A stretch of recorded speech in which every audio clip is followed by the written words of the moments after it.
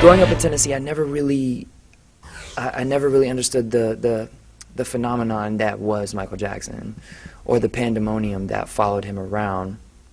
I just heard certain songs that I loved as a kid, and I gravitated towards those songs. And it just so happens that like 99.79% of his songs are like perfect. Right. They're perfect songs. Mm-hmm. If there's anything that I think my generation of artists, including myself, obviously, emulate about Michael, it's that he felt what he was doing so much that his vocal presentation of the song, it was actually like you could tell he was, when he was cutting the record, he was probably dancing in the booth, like that, or at least that's what it seems like to me. And that type of energy, that kinetic energy into the music, I think that's what we all try to emulate.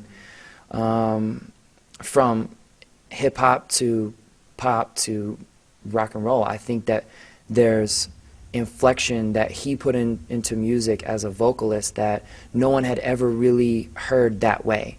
And obviously we're inspired by different people. You know, he was inspired by James Brown, so there was always a lot of rhythm to what he did. But nobody performed a song on a record like him.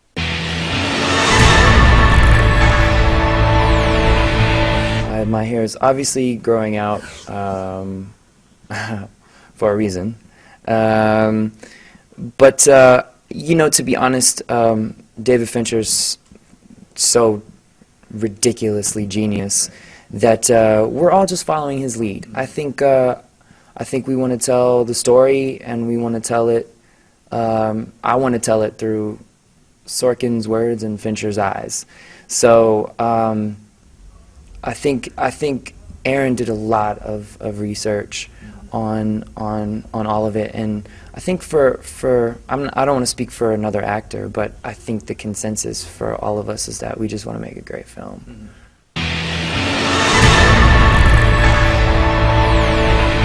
We just went in the studio with Jamie Foxx and did a couple of things for him, and it was kind of nice to write R&B again. Like it was kind of refreshing, and I feel like we're putting a new spin on it.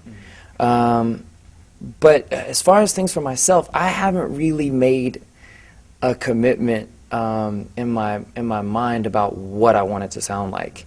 So until it kind of slaps me in the face, I'm gonna tinker around with everything I can. And I'm obviously not the type of artist who rushes anything. I've done like 2 records in the last 8 years, so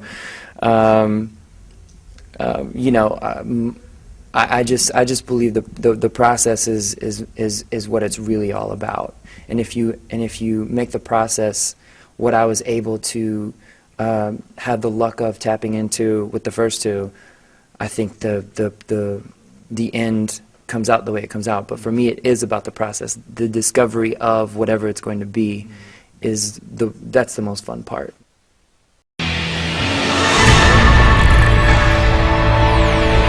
It remains to be seen how many that the Wise worked on that are going to make it onto the record, because I think she has like 1 million people writing songs for her.